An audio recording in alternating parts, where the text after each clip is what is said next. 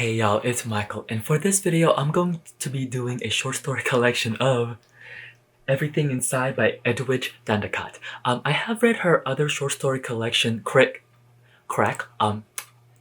it's a reference, and I did enjoy it. Now, I am working through her adult fiction, and it's for another video, so check that out if you want to see more of my thoughts about her works. What I'll do is after each and every single short story, I'll let y'all know what I think about it, and at the end, I'll do a collective overall thoughts. So yeah, let's go! So I finished the first short story on here called Dosa, D-O-S-A-S.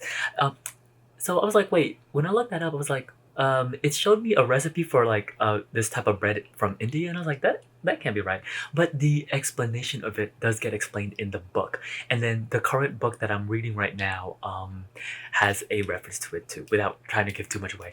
But this is a story about Elsie, who is a nurse and was taking care of this elderly patient, and she gets a phone call from her I guess you could say ex Blaze. Come to find out that Blaze's current girlfriend has been kidnapped, and it goes from there. I did enjoy this actually. What I think I enjoyed most about it is the twists and turns that it takes, because this is one of those things where it, it's obvious that I should be feeling, well, I'm not gonna say it's obvious, but there is a way that I'm feeling about like the characters and what is the truth and like what I really thought was going on. But the way that the story unfolds is, I think, the best aspect of this. And I'm not gonna lie, there are some cultural parts in here that I thought, I was like, oh, I didn't know that. So I thought that was really great about Haiti. So it's kind of raining right now. I was out getting a tan, but anyways, so I just finished the second short story called In the Old Days. This one was actually pretty interesting, but not a lot happened really. This is about a character, Nadia, who basically receives a call from her father's current wife. The current wife says that he is dying, so she should probably come and visit him and say goodbye. This is a very simple story, if anything, and I don't have that much to say about it actually, but it is one of those things where I did enjoy it. I thought it was very simple in a way where it has this very minimal story to it, if that makes any sense. It is one of those things that I think as you get older, you start to realize your parents are not going to be around forever. Nadia has a very complicated relationship with her dad in this, but I think it still rings true that the people that you love and cherish as they get older, they're just not going to be around anymore. Finish the next short story. It's called The Port-au-Prince Marriage Special.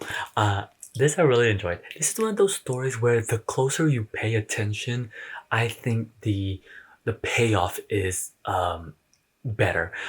This is about a hotel. It takes place in a hotel, and the owner of the hotel has one of the workers, Melisande, and basically Melisande is the nanny to the narrator's son. Come to find out, Melisande goes to the doctor because she was feeling sick, and finds out that she has AIDS.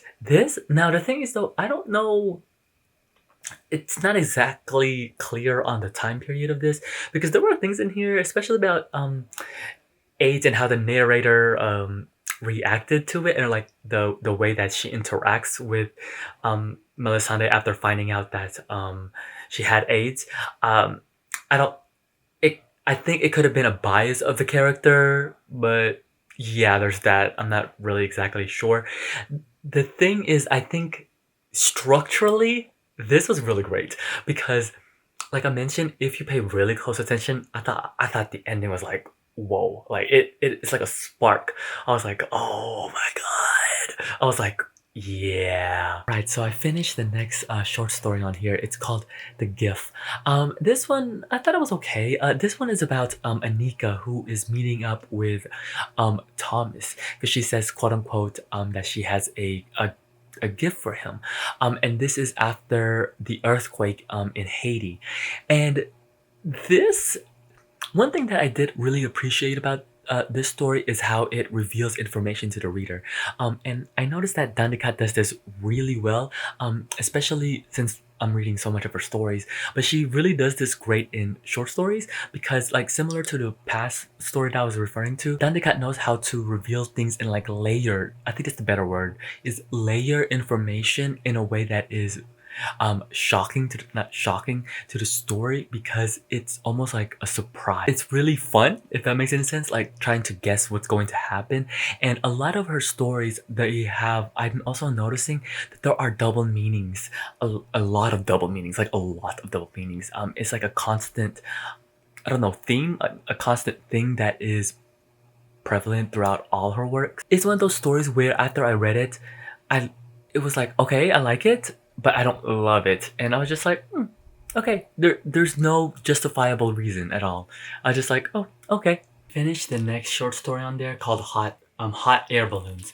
Yeah, this one was okay. This one is about Lucy. She's the main narrator, and basically her friend slash roommate Nia, is essentially quitting, announced to her family that she is going to stop college because she made it was like a mission trip to Haiti, and she wants to be involved with this organization that helps women with domestic violence. Overall, I thought this was okay. The thing though is, I I don't know if I am missing something from this culturally, and it might be on my ignorance. Because there are especially towards the ending, I think there are parts in here where it seems as though there is something that I am not comprehending. It's actually written really nicely. Like I mentioned before, Danticat really knows how to layer the storytelling, and she does it here, and Danticat does it here really well. I just think I was missing something, and that just might be on me. Alright, y'all, so I just finished reading the short story Sunrise Sunset. Let me take this off. Wow. This is the best short story in here, period. I used to have a list before continuing with short story collections of of stories that I really enjoy, and I would highlight them like a certain color, which means like top tier. I think this story, I should go back to that list, because 2020 was not good for my short story collection. I would highlight that. I would highlight this short story from the beginning to the end. Again, Danticat layers the story and it's done so well. It goes between the perspective of a new mother, Jean, and then her mother, Carol. So it goes back and forth, but we start off with Carol. And in the beginning, you can tell that there's something different in the way that Danticat writes this character, because while Jean says, like the next chapter, the next section, Jean says that her mom Carol, so she's saying that Carol has dementia, but it's not exactly stated what she has exactly, but she has some sort of memory, like something's wrong, something's with her memory. I was really impressed because Danticat is able to distinguish between the two, between Jean and Carol especially, but then also it really, like, just in this short amount of pages, it covers so much, not even just about like mental health, but also like the mother and daughter relationship, but then also about like motherhood, but then also about like generational family and motherhood, and like what your first generation parents, like especially like immigrants, have to overcome versus the second generation, and what they like, these sometimes these things that they realize that they like didn't have to it comes a little bit easier in that regard.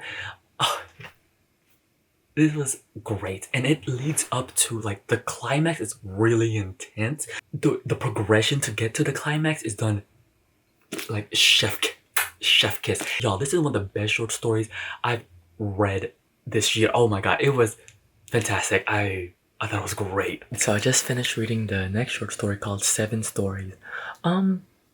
Eh? I think my issue with this is that it kind of felt like it dragged. This is about basically 2 childhood friends who met like way back when, but like lost touch of each other. And our main character Kim, and she's like a writer, and her childhood friend Callie, who is now marrying the current prime minister. Yeah, so she goes to go visit her, and it goes from there. This is one of those stories where I'm just like, okay, it's not the best in my opinion. The thing though is, I understand the references and the allusions that Danticat makes. Like there were some really like I was like, okay, that's pretty interesting. And the aspect of like they're very rich, like very rich. The very well off, and then the like the lower classes. I was like, okay, but overall, I was just like. Alright, so I finished the last short story on here called Without Inspection. This one was... Oh, excuse me. This one was pretty okay. This is about Paris, and it starts off actually with him jumping off a building. And it goes from there. Flash back and see his life, especially meet like his family and whatnot, and like how he got to where he is. When he was jumping off the building, in the beginning, it gave me very Toni Morrison vibes. If you know one of Toni Morrison's story, like her, I'm not gonna, I guess, I don't want to spoil it, but one of her prevalent story, like her one, it's a famous one, actually starts off with a man jumping from a building, and it not only symbolizes like flying, it's a type of symbolism that a lot of writers use, not just freedom from this world, but just freedom of like your mind and whatnot. And it could be it's one of those things where it could be taken like in various directions. It's not to be taken lightly, but it's something that I do notice a lot of authors use. One thing that I always do look at for short story collections is how the short stories are curated, and in what order and whatnot. But for me, one of the things that I always am like for a short story collection, basically like arcs, it would be like a strong story in the beginning, an okay story. The middle, in my opinion, should be like a good short story, and then at the like towards the end, like the middle point between the end, the last short story in the middle, I think that is where that is where the best short story should be located. And that's because it gives this wave like woo, woo, and then peter off. Because a lot of the short stories collections that I have read, they're not in publication order. Majority of them aren't. And it's more of like how to keep the reader engaged. And if this was the last short story in here, I'm not that mad about it. Alright, y'all, before it rains and pours, let me give y'all my final thoughts on Everything Inside by Edwidge Danticat. You know what? Overall, I actually really enjoyed this. The thing is, when I feel as though I find that one short story collection that I just like love, I think, in my opinion, it is a success, because finding one of those needle in a haystack type of stories, especially when it comes to short story and short story collections, I think it's a win.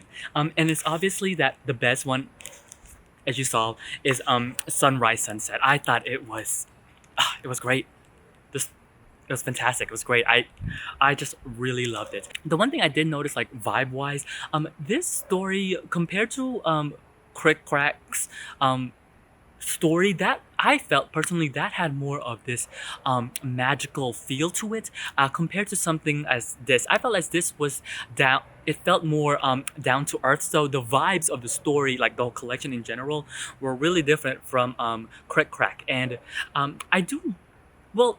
And I say this because as I'm reading more of her works, is that I really enjoy that Danticat is like on a tightrope with that.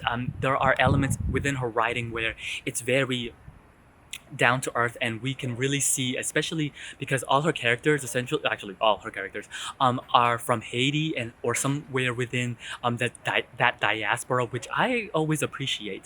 And I say that she is toting this line between like with magical elements and just down to earthness, because it brings something really special to her writing, and she does it even though some of the stories in here I didn't quite as enjoy, those elements are always prevalent throughout her writing. And I really enjoyed that. That even with all of these characters, like all the different ones, and some of them do bad things, is that there is some sort of, I don't know if empathy or sympathy, but there is this sense of humanness within actually all her characters, especially with like the Dew Breaker. I thought that was like a perfect example and of a character that is not hasn't done nice things. Of course, Sunrise Sunset does this really well. Just the amount of understanding, especially with the mom, that I just felt while reading that. I think that's just like a highlight. Um, it was just, it was great. If you read this short story collection or read any of the short story from this collection, let me know. I would love to hear your thoughts. Until then, I'll see you guys till next time. Bye. I actually don't know what the next short story collection I'm gonna read next, and if I'm gonna continue doing this, but I think I will. So I'm gonna have to go look for another short story. So yes, bye.